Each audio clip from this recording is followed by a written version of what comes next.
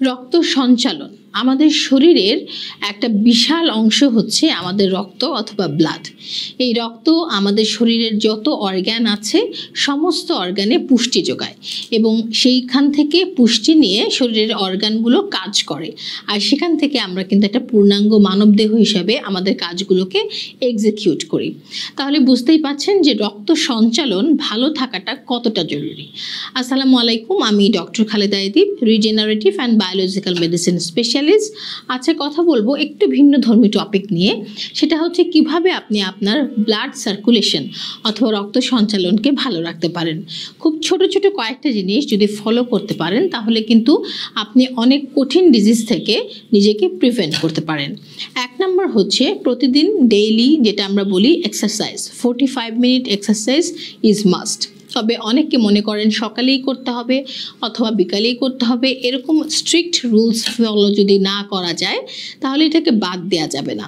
আপনি দিনের যে কোনো অংশে একদম ভরা পেটে না করে খাবারের 15-20 মিনিট পরে হলেও অ্যাটলিস্ট 45 মিনিট হেঁটে নেবেন এবং এটাকে এনশিওর করবেন যেভাবে প্রতিদিনের খাবার, প্রতিদিনের ফ্রেশ হওয়া অথবা প্রতিদিনের ঘুমটাকে নিজের রুটিনে নিয়ে এসেছেন, ঠিক একইভাবে প্রতিদিন 45 মিনিট হাঁটা, নর্মাল হাঁটা হতে পারে, সেটা আপনার ট্রেডমিল হতে পারে, এনিওয়েজ আপনার রক্ত সঞ্চালনকে ভালো রাখার জন্য 45 মিনিট এক্সারসাইজ এক নাম্বার টিপস। 2 নাম্বার হচ্ছে এনশিওর করুন আপনি ডেইলি কতটুকু পানি খাচ্ছেন। সাধারণত আমরা যারা কাজ করি, অফিসে থাকি অথবা যারা স্টুডেন্টস আছে তারা বাইরে থাকে, তারা এই পানির ব্যাপারটা নিয়ে অনেক বেশি অসচেতন। এখান থেকে দেখা যায় অনেক ধরনের ইনফেকশন তো হচ্ছেই, ডিজিজ হচ্ছেই, একই সাথে শরীর রক্ত সঞ্চালনও খারাপ হয়ে যাচ্ছে।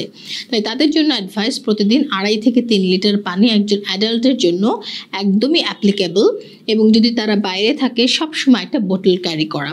সো পানিটা অবশ্যই হতে হবে একদমই দূষিত মুক্ত পানি, যেন সেখানে কোনো ব্যাকটেরিয়া, ভাইরাস এগুলো না থাকে, এবং প্লেন ওয়াটার। অনেকে পানি বলতে কিন্তু cold drinks, soft drinks, hot drinks এগুলোকে বুঝান, এগুলো কিন্তু পানির মধ্যে পড়ছে না।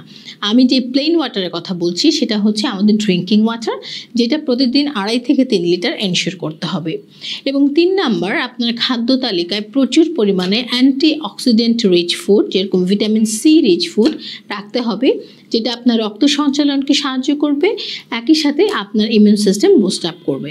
অ্যান্ড 4th যদি বলি ফাইনাল, সেটা হচ্ছে আপনার ঘুম। প্রতিদিন 7 থেকে 8 ঘন্টা সাউন্ড স্লিপ ঘুম আপনার রক্ত সঞ্চালনকে ভালো রাখতে সহযোগিতা করে। এই সিম্পল কয়েকটি টিপস যদি ফলো করেন আপনি কিন্তু অনেক কঠিন রোগ থেকে নিজেকে নিরাপদ রাখতে পারবেন। ধন্যবাদ।